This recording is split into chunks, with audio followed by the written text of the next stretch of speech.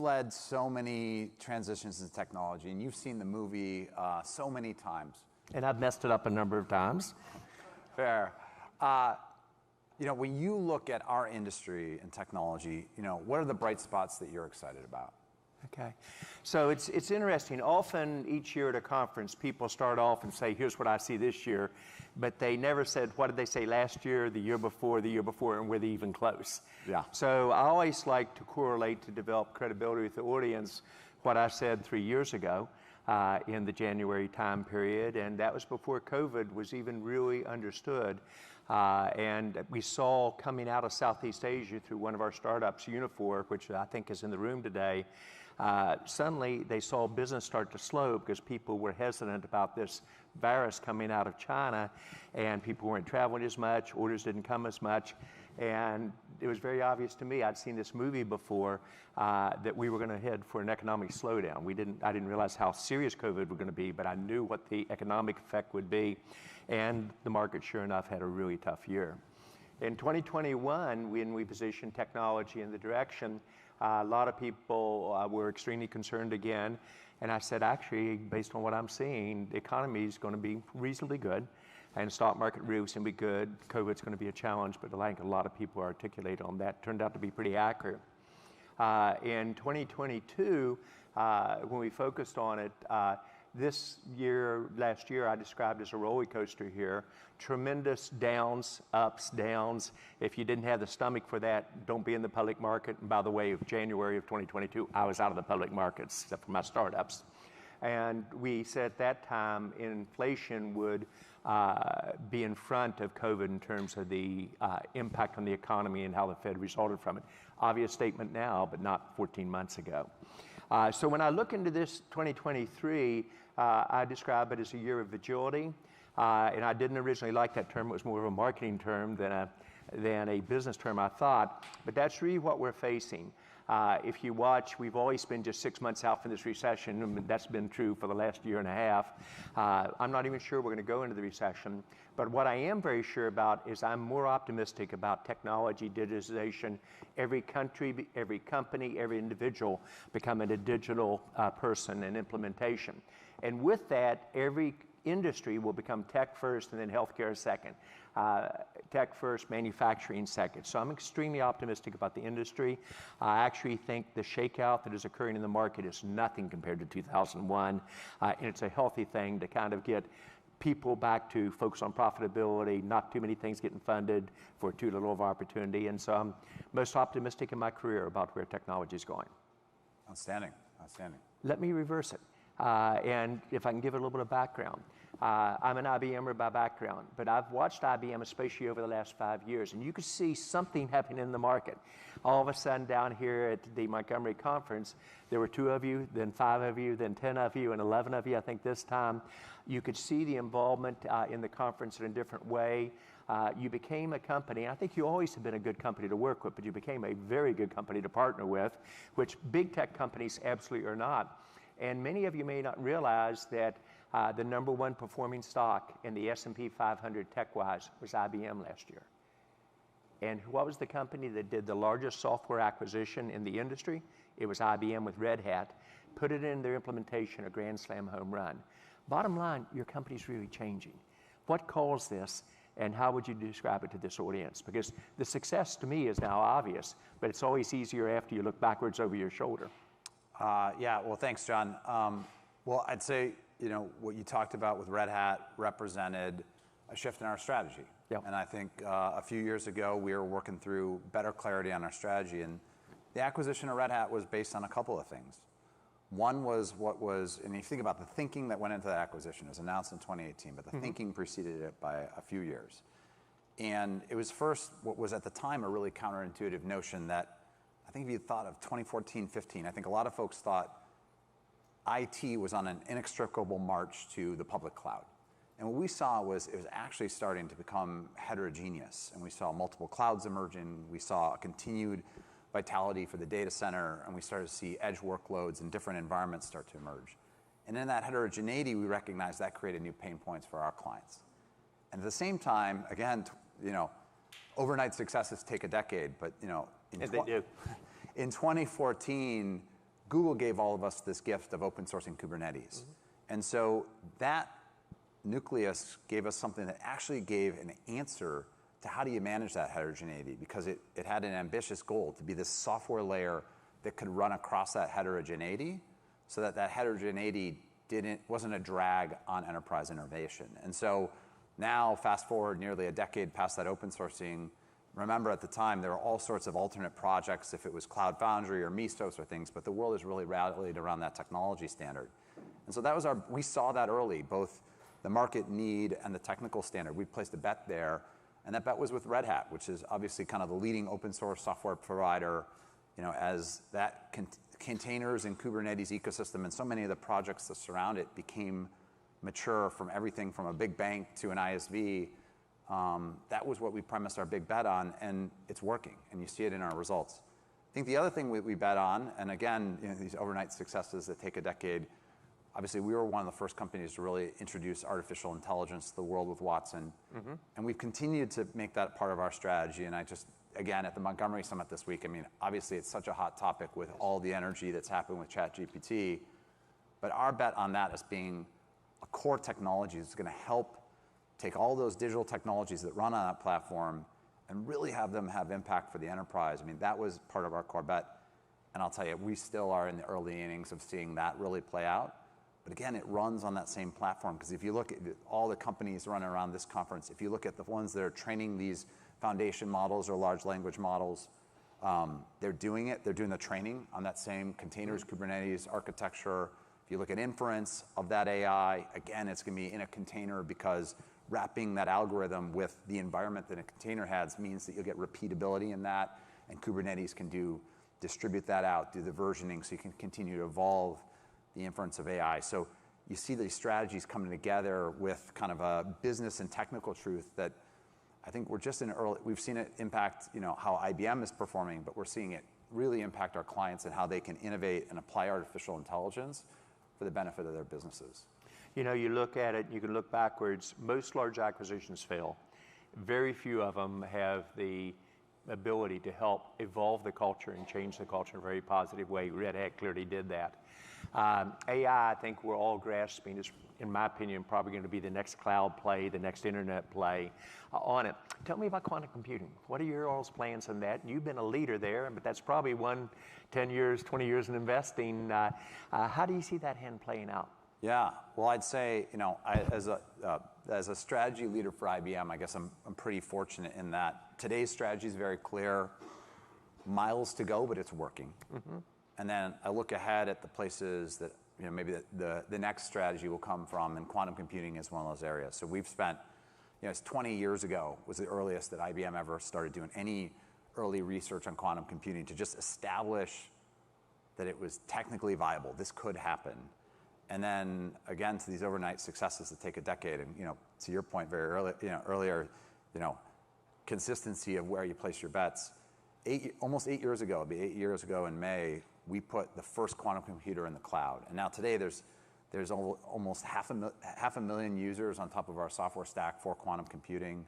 There's 3.5 billion quantum circuits run every day on our quantum infrastructure. And so there's still more to go. We're not at quantum advantage yet, but the early experiments in quantum to demonstrate how it can be applied in business and help enterprises get ready to apply quantum when it really is there. We continue to lead. And so there's a ton of everything from core science to business use cases that still need to evolve to truly put quantum computing to work. But I'm super optimistic about how that's going to influence the world in domains like chemistry, medicine, materials, batteries, energy. It will be profound, and I do believe that IBM is going to play an important role in bringing that to the world. Got it. John, now you've had a history of looking around corners and calling bets on the future, and you talked to a few of them.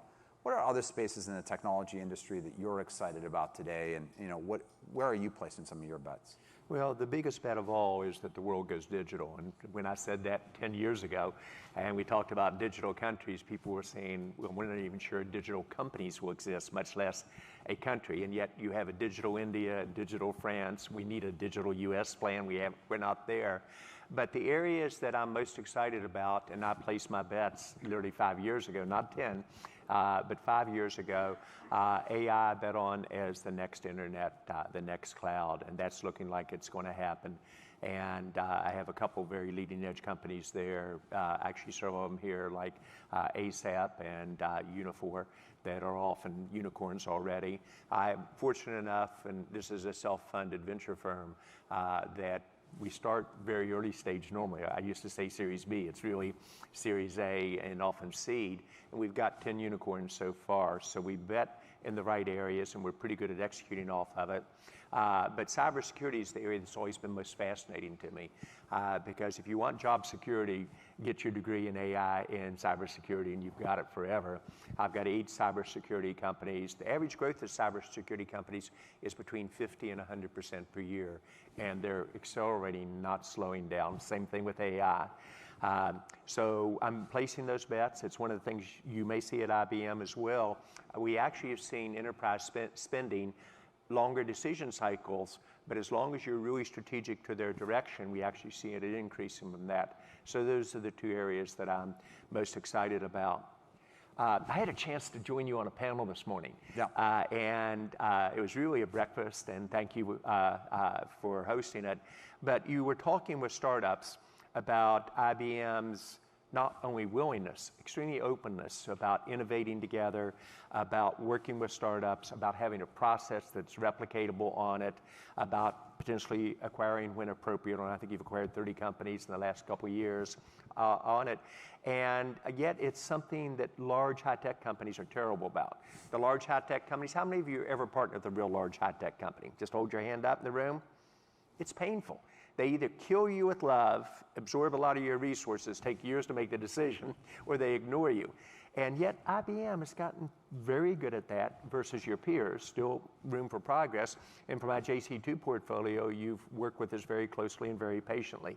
How do you create that culture of internal innovation, internal strategic partnerships with startups and acquisitions? And how do you build that in the culture? Because many of the large companies in the world just don't know how to do that.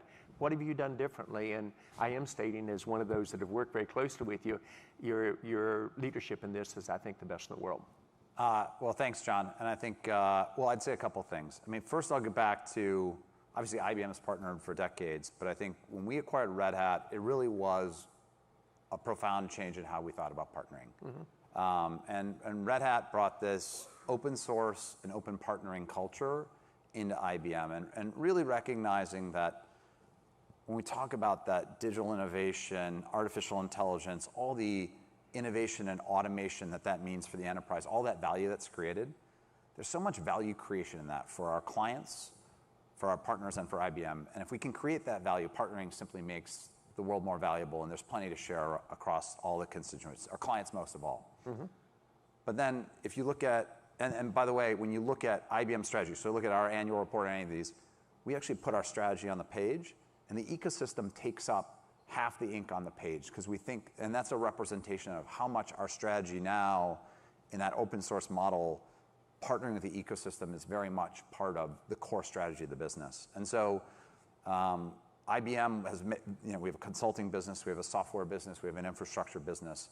At practically every part of that stack, we will partner and compete and recognize that we have to err on the side of partnering in such a complex technology industry, because if we look at the competition, if we look at competition as a reason to not work with a company, with the size and scale of IBM, we'd rule out practically every company in the industry. But then really practically, to get to what you're talking about, we really kind of living that culture that we talked about. We've dramatically simplified what we do, how we partner. So we've announced something we call Partner Plus, and that's our partner, that's our partner program. And it's really intentional in how it's named. It is the partner plus IBM, the partner plus the client to create value together. So we've really simplified that. And then for my team, if you think about the kind of investing and partnering in venture and acquisition activities. We try and make it we try to be very declarative around where we have our strategy. So it is, hybrid cloud, AI, and to the point you got to, it's the IDs around it. It's security, sustainability, observability, so that the strategic areas and automation, I should say, we're very clear about where we focus, so we know where we want to work with companies. And then we have a model that I think really is best in class in terms of how we do ventures, which is connecting core experts from our product teams directly to that startup community, so that if you are a startup in one of those domains, you're immediately connected to the expertise of IBM, and we can really figure out very quickly if it's a partnership opportunity, if it's an investment opportunity for our ventures team, if it's an acquisition opportunity. So we really try and have a direct connect between that early stage community and the experts internally at IBM, so that we will remain a big complex company like you described before, but we try and abstract away that complexity so that it's not something we expose directly to the early stage companies, because you're right, taking up time and oxygen from them. Time is the most precious resource we all have, but especially in a startup that's trying to move fast, if we're burning some of their time and they're not getting an outcome from it, I mean, that's not what we want to do with those parts. We want to make sure every bit of time spent with IBM is valuable to that startup, and if we don't see value, we're very clear about that up front as well. Saying a fast no to the startups is even more important than saying a very slow yes over multiple years. Both get companies into trouble on it. And you always, in my opinion, put your partners first, which is unusual, because when you approach it that way, it's like putting the customer first. We try to, John. I appreciate the feedback. We're working on it every day. Hey, John, so I'm going to flip it back to some of those early stage companies for you. Obviously the batting average on unicorns that you're creating at JC2 is pretty impressive. Thank you. What do you look for both in a company and a CEO? Like, what are you looking for to get to the batting average that's so darn impressive? Well, it's a better batting average than I thought, and this might actually surprise you. It might be a little bit too good in the sense that maybe I'm not taking enough risk. When I did acquisitions at Cisco, we did 180 of them. So I've seen every movie, and I know exactly what I'm looking for in startups and scalability, et cetera, on it. If I didn't have a certain failure rate, I wasn't pushing the envelope far enough, and you wouldn't get the home runs on it. But I am a believer in pattern recognition and in playbooks that are replicatable. So when I think about a startup, what I look for first is a business model that is in transition, enabled by a new technology. So for example, mentioning in AI startups, the model that is in transition that's moving the fastest in enterprise companies is the customer service call centers. And what you see is a tremendous payback productivity-wise for it, but more importantly, a tremendous payback customer satisfaction-wise, which gives you repeat business. And so I look at a company that's making that transition, much like Amazon did, business transition with the internet, even though Jeff Bezos, as I said earlier in the day, had to explain to people what the internet was in 1994, was his biggest hurdle going public. The second thing I look for is the CEO and she or his team. And we'd like to say that life's equal, it really isn't, and it's not fair, but you need a wicked smart CEO who she or he really is able to outline a vision and a strategy. And then I look for one that wants to be coached, who knows most of the time what they know and most of the time what they don't. Really good startup CEOs probably are a little bit overconfident, but not too much, and will listen most of the time. And so that's what I personally look for, and if I don't see that in terms of their approach, then I move on. Then I go straight to customers. And Steve Jobs, obviously one of the most smartest individuals in our industry, executed remarkably well, but he did his strategy himself, and it still took him 7 years to get key products to market. I shortcut that. Once I see a company that has the capability, the right leadership team, in a market that could get very hot, I go straight to my enterprise customers, and when I ask the startup, name me your top 4 or 5 customers, I'll know at least 2 or 3 of them. Go straight to them. How strategic is it? What's their culture like? Are you really committed to them? Do you like what you see in terms of the longer term? Then I try to pick a company that can be number 1 or 2. I learned that from Jack Welch decades ago, where don't compete. But that also keeps you from doing exciting acquisitions like anybody else could do them, or exciting investments like anybody else, which, by the way, 5 and 10 years later, almost always fail. And then I try to catch that inflection point within about 2 years, ideally. If it's plus or minus 1, I'm very happy, because then you can build the structure of the company, the scale, et cetera. I'm not a venture capitalist in the traditional sense. We're operational people. Yvette Knuth, Shannon Pena, my son, John Jason. We know how to grow, scale, and fix companies when they get into trouble. And so we have a pretty good hit rate there. And we have an unfair advantage. We get the pick of the litter. Usually most startups, if we're interested, would say, I'd like to become a part for the strategicness and the advice and stuff. And it's fun. Yeah. How do you all pick your targets?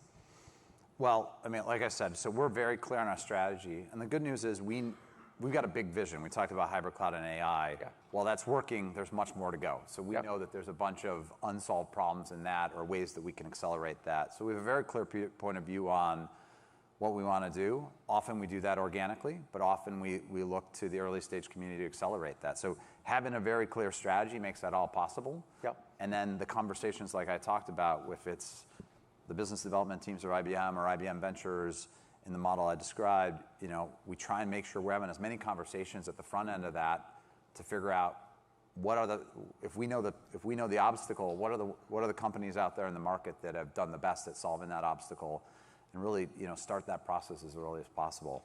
I'd also say, listen, we look at a lot of the other things you talked about. We look at cultural fit of the acquisition. We don't, so much of that is the talent in the heads of the... So many people miss it. I think it was Warren Buffett who said culture is more important to a company's success than strategy and vision. And we eat it for lunch or breakfast or whatever. Many people don't realize if you acquire a company that has a dramatically different culture than you, they almost always fail, or you have to change to that culture. It's, I do think that engaging early really helps that. If you think of it as the dating and marriage process, figuring out in the dating process if the culture is similar, you need to have some time side by side. And if it's one of these competitive bid situations where you've got 72 hours to respond, it's not a lot of time to do the dating and figure out the cultural fit. So I do think having those early conversations really are strategic for us in terms of figuring out that cultural fit. Because I totally agree, John. I mean, if you think of Red Hat, which has a different culture, we have to be very deliberate around keeping that distinct, but then thinking about how we adapt IBM's culture to better fit that model. So having seen how challenging it is to, Red Hat, we kept independent for a lot of good reasons in the open source community. But, when you think about, the acuteness of that cultural challenge, it shows you how much it creates real obstacles that often you don't get if you just look at the economics or, some of the quantitative base of how you look at acquisitions. Paint the picture for me 5 years out. What does IBM look like 5 years from now? I do think we're, if I could just, maybe it's a small advertisement for it, but I think that hybrid cloud platform, I think we're still really early days. If you look at just the basic fundamentals, so most big companies in the world have declared Kubernetes as their go-forward technical standard. They have a ton of existing applications to modernize. They have many new applications coming online. But the big shift for us is kind of a boring term, which is standardization, which is recognizing if you take a Red Hat and do it in a common way, rather than doing it in each different flavor that your development team may choose, there's all sorts of economics. It'll accelerate innovation. It'll cut down the cost of operations and security. And a lot of those companies are really drowning under the complexity because they've let these development teams, for the sake of speed, create a different standards. And there's a trade-off between flexibility and standardization, but I think you're going to see Red Hat emerge as the architectural standard for the enterprises that run across multiple environments, and it's going to be where they do their DevSecOps on top of that platform. And a lot more to go, but I think you're going to see that happen. I think on the artificial intelligence side, like I said, I think you're going to see a lot of these new foundation models and large language models running on top of that. And we do hope that if it's working with the ecosystem of putting models to work in the enterprise on top of that platform that may come from the OpenAIs or the Googles of the world, but then also in select areas where artificial intelligence extends our value proposition, if it's in security or IT operations, if it's customer care, or if it's in basic workflow, I think you're going to see more and more of our AI being injected to help automate the enterprise. And to your point, it's not just about automation for efficiency. It's better, more satisfying experiences if it's for an employee, if it's for a customer, if it's for any kind of stakeholder. So I think you're going to see that kind of really come to life over the next several years. And I do think kind of a lot of the investments that we've been making for years are really starting to pay off. But I remain excited to watch all these trends that are happening. It's really dynamic conversations right here. So it is hard to look 5 years in the future, but I think it will look something like that for IBM. John, talking about the businesses, I might shift gear for a second though. Okay. Make it personal. It would be hard to say that there's an accomplishment in the technology industry that you haven't reached yet.